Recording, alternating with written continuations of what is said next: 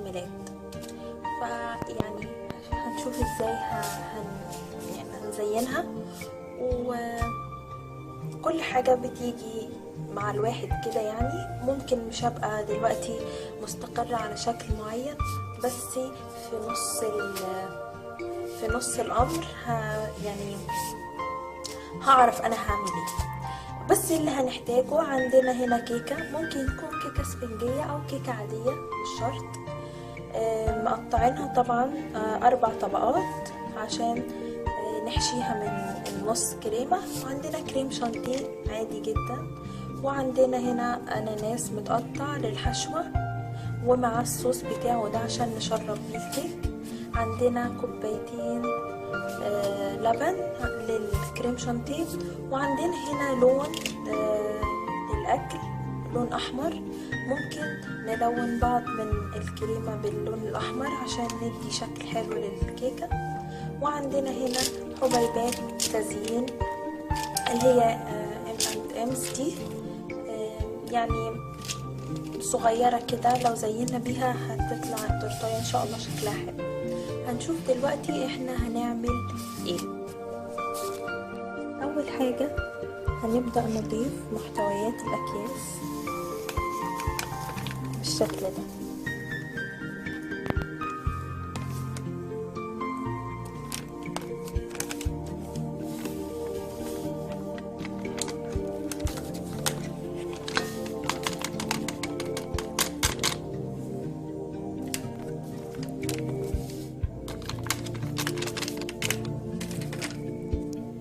بعد ما ضفنا مكونات ال5 أكياس نحط اللبن،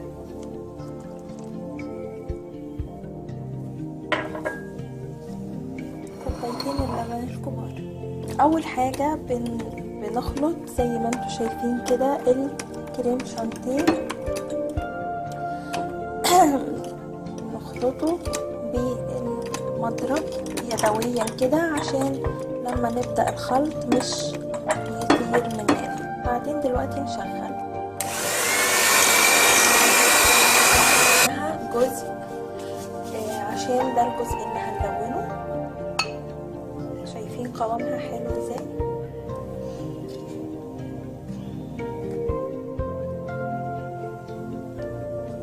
ده الجزء اللي هنلونه هنخليه على جنب. دلوقتي هنبدأ بقى شغل في الكيك. نحط الكريمة كده وهنجيب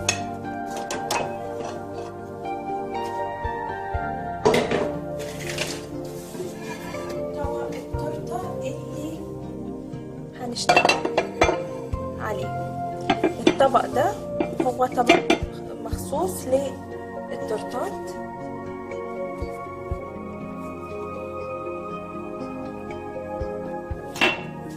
أول حاجة هنحط الطبقة الأولى بالشكل ده. بناخد معلقة أو فرشة، ممكن ناخد فرشة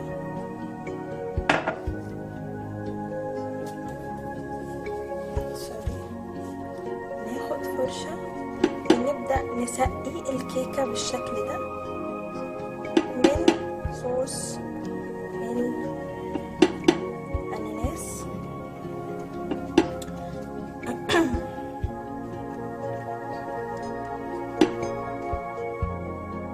نسقي الكيكة بالشكل ده.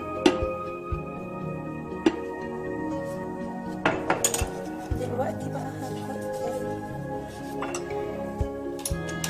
كريمة. هنحشي حشوة بسيطة، مش عايزين الكيكة تبقى محشية جامد، ما نوصلش للأطراف عشان هي كده هتطلع معانا. أنا بحب حشوة الكيك يبقى بسيط، ما يكونش جامد. ممكن نحط مربى للي عاوز، بس دي بتكون بقى ايه، سكر جامد جدا. دلوقتي هنحط بعض قطع الأناناس، نوزعها بالشكل ده.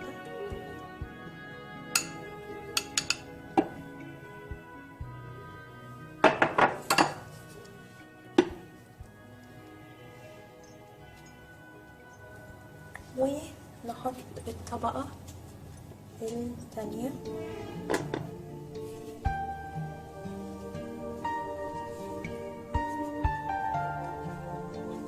آخر طبقة عندنا دي أسهل طريقة لتزيين التورتة، كريم شانتيه وحشوة عادية، يعني مش صعبة خالص. والشكل النهائي انا بقول لكم انا لحد دلوقتي مش عارفاه، هو هيجي معايا كده وان شاء الله على حظكم يطلع الشكل النهائي حلو.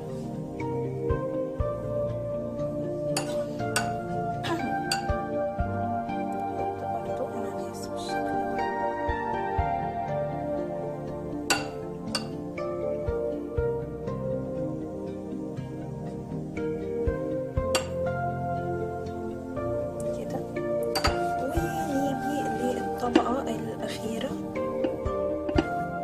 نظبط الكيك بالشكل ده، دي آخر طبقة نحطها. طبعا التورتاية دي أنا بدعي ربنا إنها تطلع حلوة. ليه؟ عشان دي تورتاية مخصوص ليوم ميلاد أختي حبيبتي الوحيدة مرام، فإن شاء الله يا رب تطلع التورتاية مظبوطة وحلوة وإن شاء الله تطلع جميلة. دلوقتي بقى هنبدأ ايه، نغلف التورتاية. تمام، غطيناه تمام.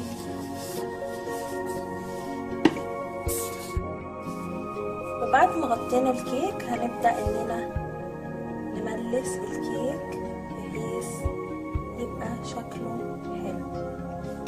هنبدأ اننا كل ما ناخد زيادات نمسح السكينة.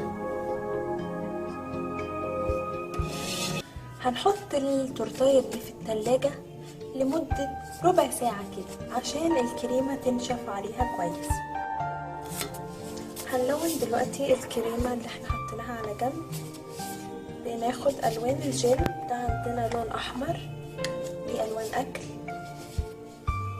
وبطرف السكينة بالشكل ده بناخد شوية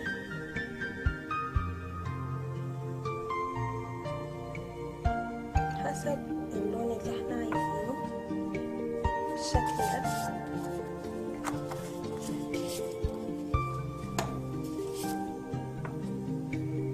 ونلون الكريمة طبعا بالسكينة او بمعلقة. ناخد الطرف اللي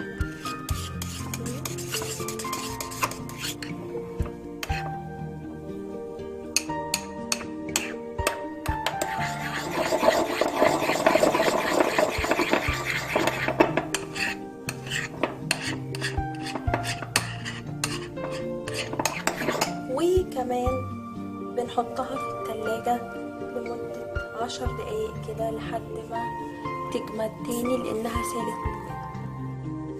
دلوقتي طلعنا التورتاية من التلاجة. هنبدأ بقى التزيين. حلويات مصاصة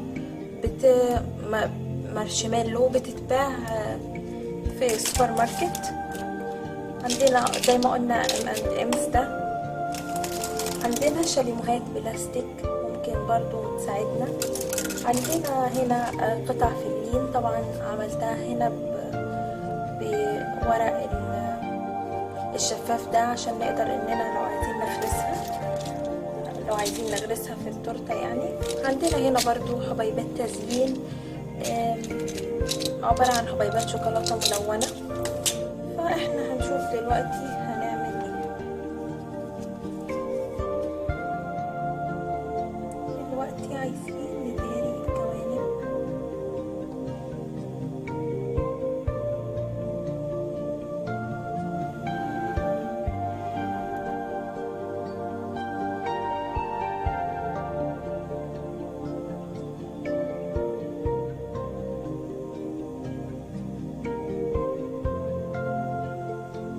الكريمة اللي لوناها، حاطينها في كيس مطبخ ومع كده. هنبدأ بقى نشوف هنعملها ازاي.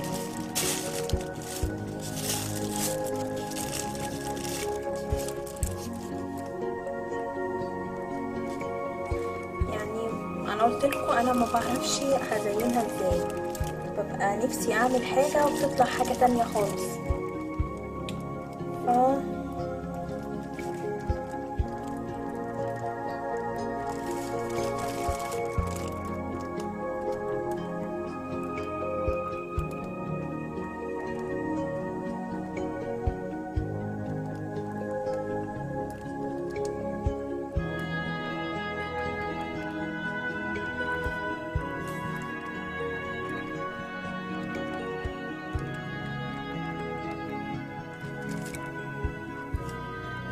يعني هنا نشوف، نبدأ نحط المصاصات اللي عندنا دي.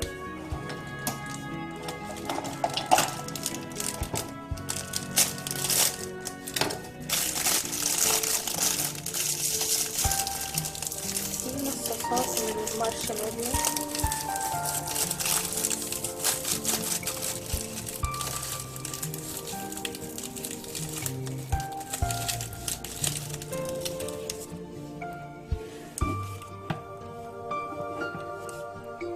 نغرسها في التورتاية كده. عندنا واحدة تانية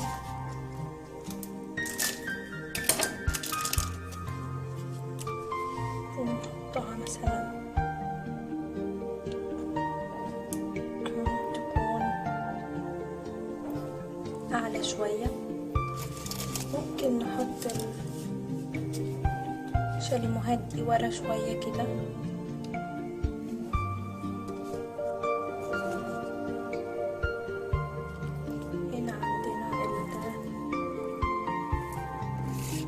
الكور الفلين دي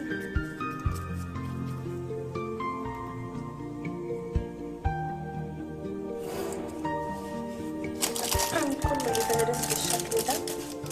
ممكن نضيف كمان الشاليموهات المارشميلو دي، انا شارياها جاهزة.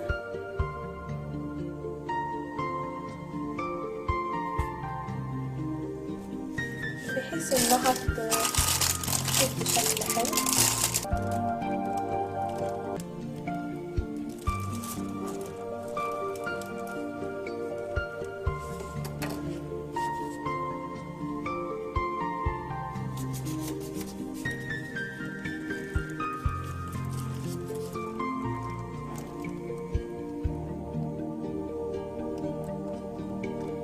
طبعا كل التزيين ده زي ما بقول لكم بتبقى حاجات كده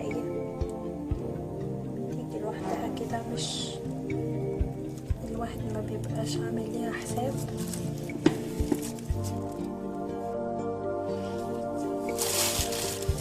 هنستخدم الشوكولاتة دلوقتي اللي هي الحبيبات دي.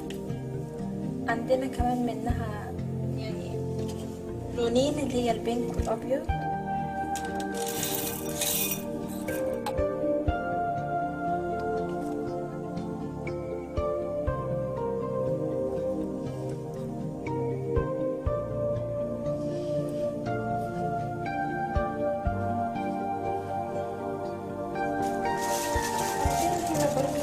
لونه اخضر لانه الفراولة والبطيخ فيهم اللون الاخضر، فممكن اننا نحطه.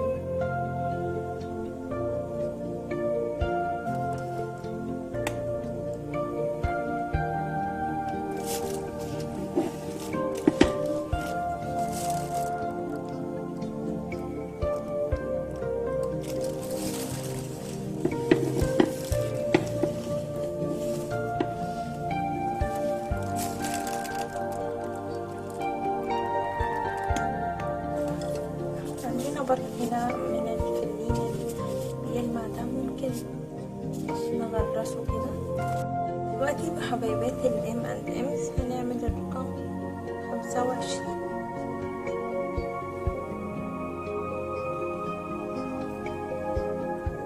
لحد ما يكون بالشكل ده. دلوقتي عايزين نكتب مرام، ممكن ناخدها بجنب كده ونكتبها بالشكل ده مثلا، انه نكتبها بالكريمة، نكتب مرام بالكريمة. نكتب دلوقتي مرام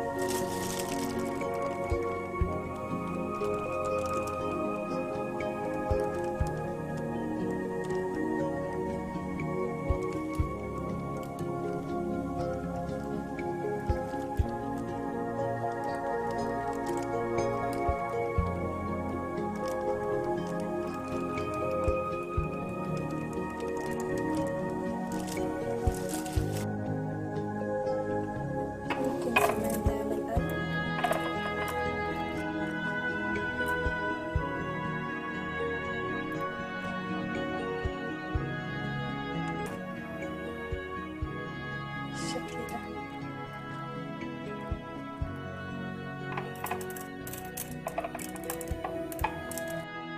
كده خلصنا التورتايه، ان شاء الله تكون حلوه وعجبتكم، ويا رب تعجب مرام.